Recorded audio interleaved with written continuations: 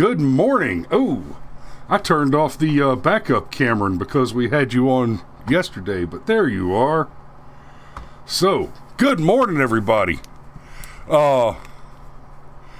Make it to the U.S. one. Oh, Winston Smith. Good morning. Winston says he just read an article that stated that DHS says Cubans who make it to the U.S. will not be granted asylum. Really? Okay, that hadn't hit my radar yet. Of course not. Of course not. Of course not.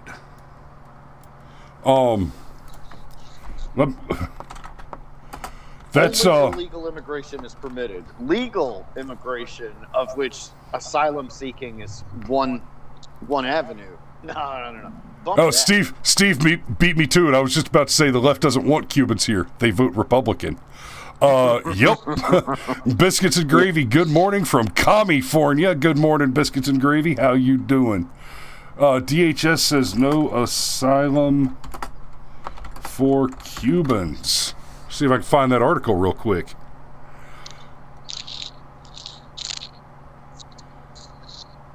Meanwhile, the American generosity just plays itself out in spectacular fashion. Yeah, we'll get to that in just a second. DHS warns Cubans and Haitians do not try to reach America by boat. Homeland Security Secretary Alejandro Mayorkas had a stern warning Tuesday for Cubans and Haitians thinking of escaping the ongoing unrest in both countries by sailing to the U.S. Don't even think about it. The time is never right to attempt migration by sea. To those who risk their lives doing so, the risk is not worth taking. Allow me to be clear. If you take to the sea, you will not come to the United States. Of course. But, as Steve pointed out, when folks flee communism, they go hard right, don't they? They do. So, let's just a little quickie in case you missed it.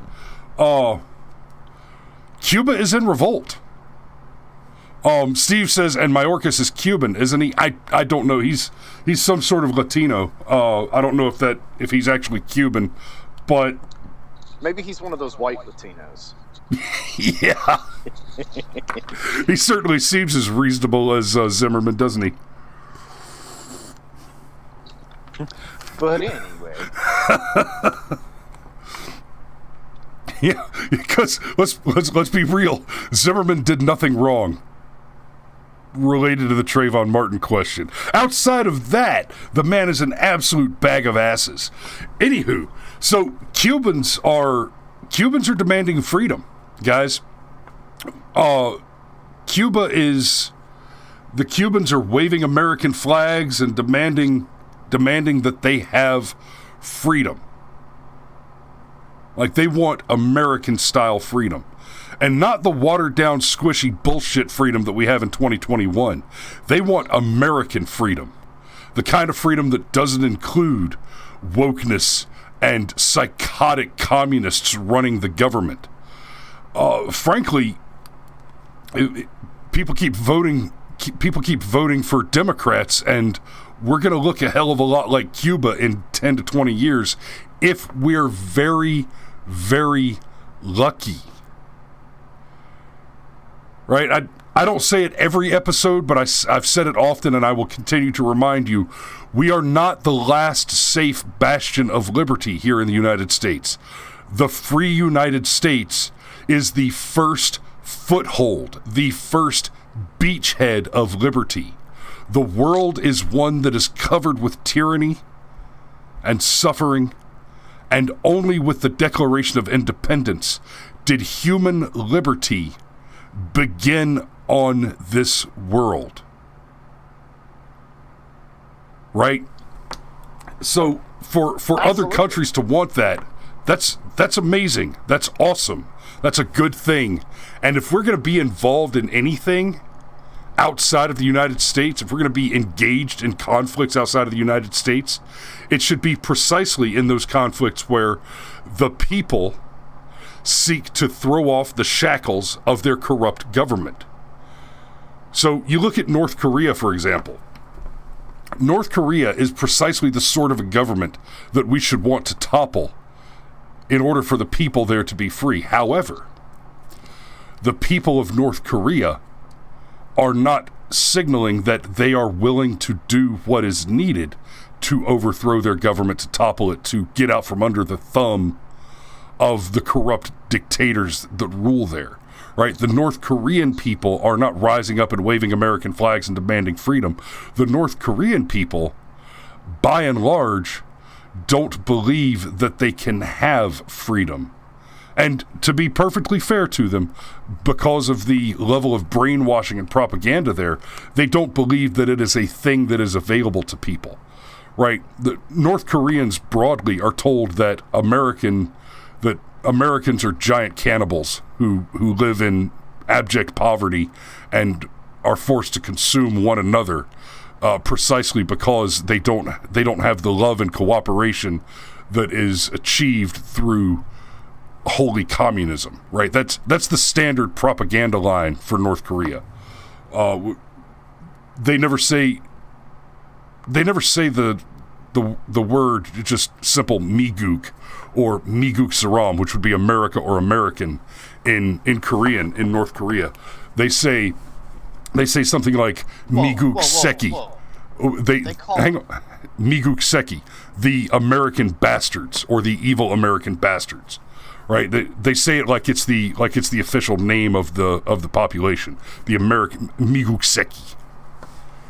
Wait, I'm just baffled and blown away by the fact that they call us gooks. Oh, the word. Okay, quick. I was just making the joke. Quick language lesson. The word gook in Korean and in some derivative in other Asian languages, gook is country. When they started calling the Vietnamese gooks, it was because the USA 4 in country had Korean allies there, and the Korean allies would refer to them as the gook min, which is the local national population, and the Americans just shortened it to gook. So that word literally means the locals. Unlike our use of the word Haji in Afghanistan, which we use as a pejorative, but it's actually a term of respect and high honor, because a person whose title is Haji, like a Haji Ghani or somebody, is someone who has committed the Hajj. They've actually done the pilgrimage to Mecca and back. So they've gone through a major religious rite. So if you hear an American call somebody downrange a Haji, it's like they're using the N-word. If you hear an Afghani refer to somebody as a Haji, it's like saying sir or your honor, right? Language is a funny bastard. Dad says he wishes he could take credit for the cannibal rumor. Yep. And Billy Smith says, Mao, Mao, Dee Dee, Mao. Yes, get the hell out. Get the hell out. Move. Bali, Bali, hey, rah. So, Florida man, okay, let's get back around to Cuba. Cuba is an open revolt, demanding liberty, waving the American flag, and Florida man comes to the rescue. Florida man. The Florida boat owners are running supplies to embattled Cuban protesters. Florida residents are using their own biscuits and gravy. I'm sorry, I'm an old vet, but I'm not quite that old a vet. I know Dee Dee Mao. I speak Korean. I didn't pick up much more Vietnamese than Dee Dee Mao and so fucking delicious noodle soup. Florida residents are using their own boats to attempt food and supply runs to aid pro-democracy protesters in Cuba. This is from the Daily Wire. A large group of boaters left Monday for the island packed with food, water, and medicine, according to a CBS affiliate in Miami. We're just bringing supplies. They're trying to create a group to take on water, food, medicine, whatever we can take to a Cuban. Dennis Soyero told the outlet, "We are just waiting for the approval so we can enter and give it to them." So, private citizens using their private watercraft to go and supply aid to pro-freedom protesters. Well, look, let's be crystal clear here, okay? I don't think we're contextualizing this the right way. Evil, white, Christian Americans are volunteering themselves to help out brown people that they wish to systemically oppress. And yes, that was a whole lot of sarcasm. Okay. I want to focus. Okay, I want to focus on this story and try not to get too lost in criticizing the way that the enemy will criticize this story. At least not yet. Let's back up for just a second, because here's the point that I was about to get to. The thing that the Cubans are protesting for is precisely the sort of freedom that allows and facilitates the level of prosperity where private citizens own their own private boats, their own private watercraft, right? You know, I'm sure some of these are guys that run a charter fishing business or do some kind of shipping, and they have, you know, they own the boat professionally. But I guarantee you a lot of these are, I've earned a level of success where I can afford the luxury of owning a watercraft for recreation alone, right? So the Cubans are protesting because they don't own private boats.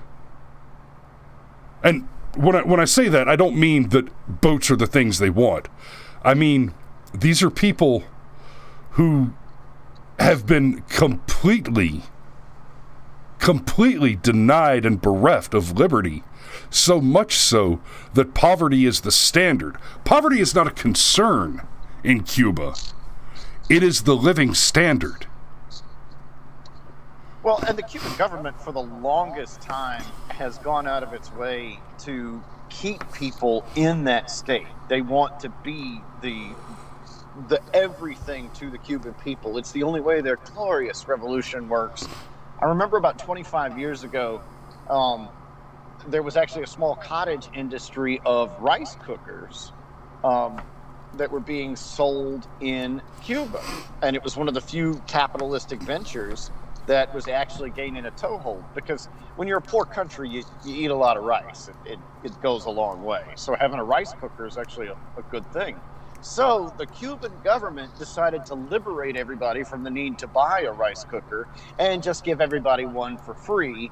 And then boom, we're just going to shut down even this small piece of capitalistic enterprise that's happening in Cuba. And that is their entire life from top to bottom. And Steve just said, makes me almost wish for an Iran-Contra style op to support Cubans. Steve, I'm going to do you one better, because here's the reference that I pulled up. This is Operation Dynamo, right? Okay, it's maybe not quite on that level, but think back to Operation Dynamo, right? The Germans had the Allied forces surrounded and cornered up against the harbor at Dunkirk.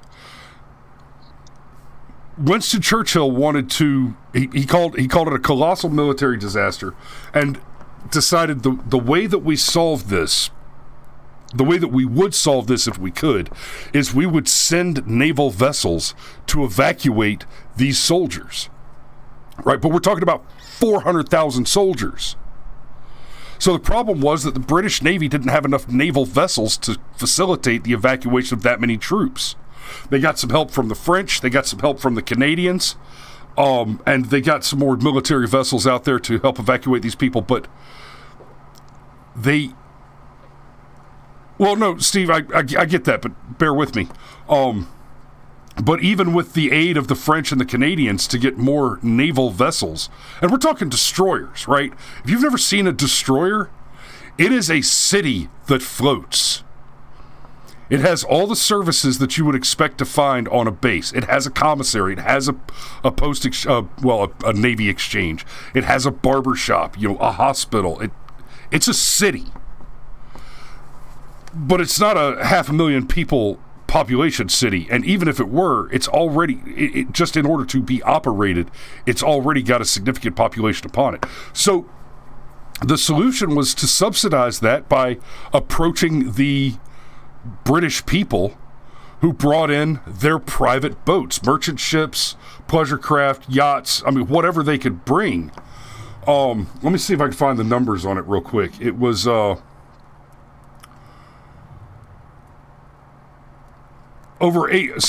there were 800 vessels total.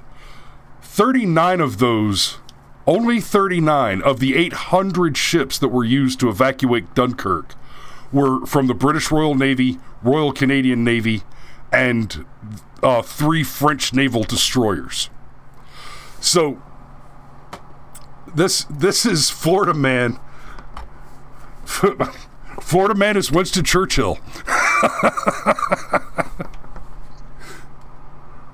Oh man, I just got an image of a guy wrestling an alligator, all tweaked out on meth, and screaming, "Never surrender, never, never, never."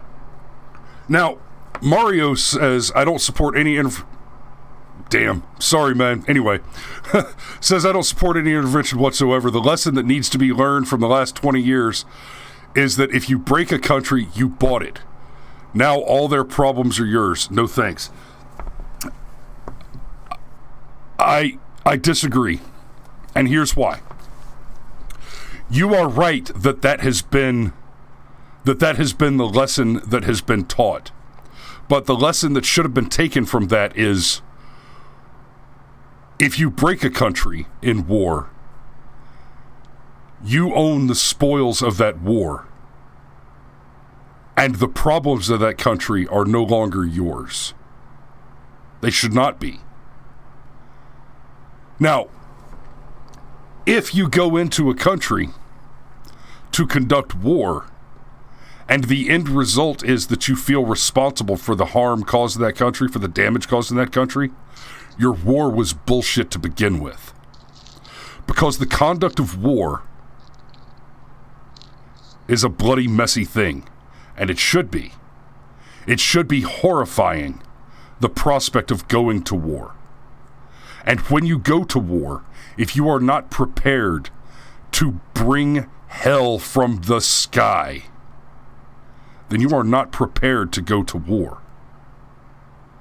Well, when you break that country, you didn't buy it.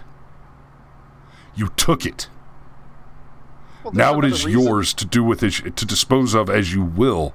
And there is a responsible way to dispose of countries which you have taken in conflict. Largely, to run them. Forget about making them whole so that the people can run them. No. The people that were running that country, Cuba's a good example, the people that are running that country are not competent to do so. And the people, the Cuban people who want that government gone, hey, if they want to overthrow that government and then submit to American rule, I'm in. Well, there's another reason why intervention is actually important, and we should never take it off the table. The problem is nature abhors a vacuum, and society abhors Correct. a power vacuum. So, okay, fine. You know, we knock off one bad guy, and then an even worse guy has a tendency to take his place. Part of the reason Saddam Hussein was tolerated for as long as he was is he was a known quantity, and the region was relatively stable while he was a dictator. And one of the worst mistakes we ever made in foreign policy was ousting Saddam Hussein. I mean... Well, yeah, and then it's the same thing with Gaddafi. Like, Gaddafi was a bad dude, absolutely 100%, and he got what he deserved to a certain extent. There's no question about that. But while Gaddafi ran the country, there weren't open-air slave markets. And now those are back, baby. So yeah, the fact that we should have some kind of footprint in Cuba actually makes a lot of sense. Because China's going to try and put one there. Russia's going to try and put one there. Hell, that whole Cuban Missile I was just about to say, we've heard this song before. Yeah, that whole Cuban Missile Crisis thing happened because of this. So I think it's foolish to not capitalize on the opportunity to spread American ideals. I don't know that I want them to be a territory, because I don't want another Puerto Rico that ends up going extremely liberal, and they're desperate to make that shit a state, y'all. They want to swing the balance of power in the country by making Puerto Rico a state. It's no accident. Now, hold on a minute. Let's play with that for just a second. Maybe that right there is a good reason to go ahead and annex Cuba, make them a state, because Cubans, like Steve pointed out, Cubans are Ted Cruz, right? Cubans that leave Cuba. Yes, you're right. Cubans that leave Cuba are Ted Cruz, and Ted Cruz. I mean, he's probably my favorite of the current stock of Republicans. Now, that's not saying much, by the way. Ted, you're inadequate. I mean, Ted Cruz. Don't get me wrong. Ted Cruz, as a representative and a champion of liberty in a free America, is wholly inadequate. When I say he's my favorite of the current stock, he's just the least inadequate. Well, that's hard to argue with. Still, though, I think it should be noted that everything that the left decries, the morals that come from a Zionist-backed culture, the capitalism that allows for the level of prosperity, like, part of the reason why we're bringing Cuba spare food is they don't have spare food. And they're a tropical island that gets a lot of rain and a lot of sunshine. There should be tons of food, tons, but there's not. Yeah, because communism kills. It's a tropical island, right? Look at Hawaii. You know, the island of Oahu, where the capital city Honolulu is.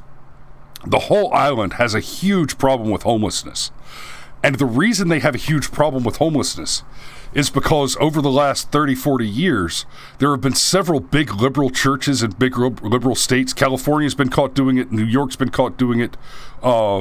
Detroit's been caught. I think several big liberal cities have been caught doing it, where they rounded up a bunch of homeless people and put them on one-way flights to Hawaii.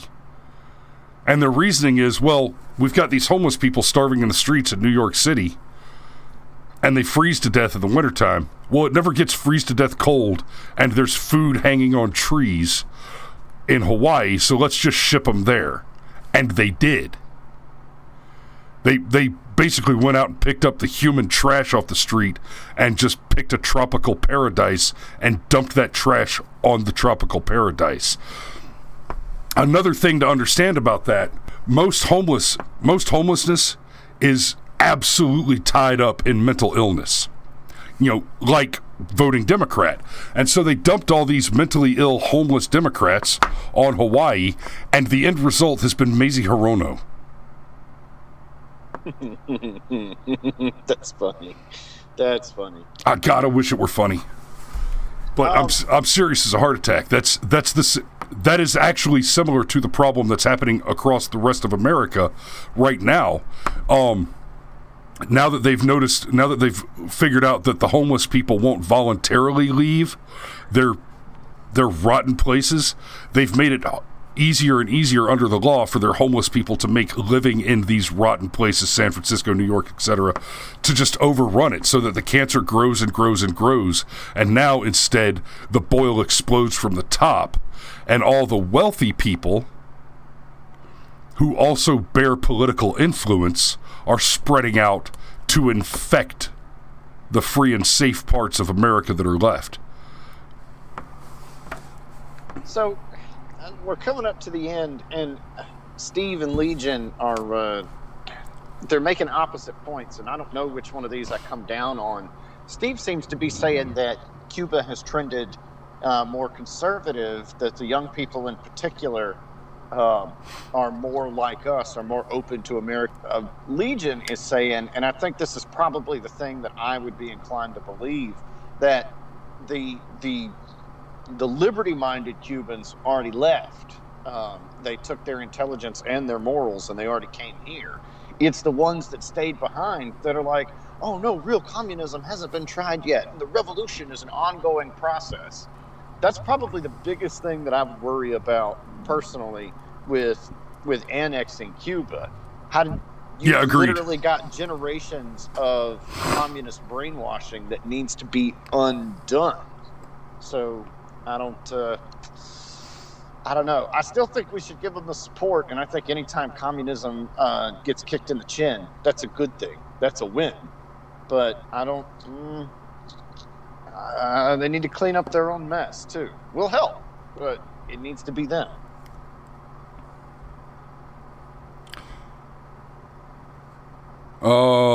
Steve says, not if you talk to my coworker. The commies are dying off. There are some, but it ain't the 70s.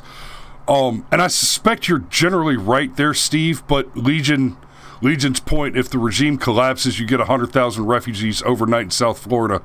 We're full, and I don't want to import someone else's poverty. I got to say, Legion's logic there is also pretty solid. The correct outcome is the regime falls and the people stay and rebuild in, they're given the freedom to build, to make themselves. That's the correct answer. Now, whether or not that's going to be allowed to happen is another issue. Let's say for just a moment we had an absolute perfect outcome from the current protests where the regime topples, everybody stays there, and they begin with clear liberty to rebuild a limited government and to rebuild and eventually achieve a thriving economy without any further intervention from the United States. Yes, that immediately becomes a Russian and Chinese target of opportunity, a target of strategic opportunity. So we cannot afford to ignore Cuba, right? It'd be great if Cuba could just throw off their government and be free and build a prosperous Cuba and become a sovereign nation that is a valuable trade partner producing excesses of tropical fruit that the U.S. imports, and that, yeah, awesome. But without a sort of, shield from the U.S. protecting them from intervention from outside forces like Russia and China, then all that goes away as soon as they become vulnerable to Russia going in. And Dad points out Russia will do everything they can to maintain the current government. That's also true, which is alarming. And Legion points out the correct outcome is the regime falls and public-private ventures from the wealthy diaspora return to help rebuild society. Yes. No one is more Legion, your comment isn't funny, but I'm still going to give it the badge today.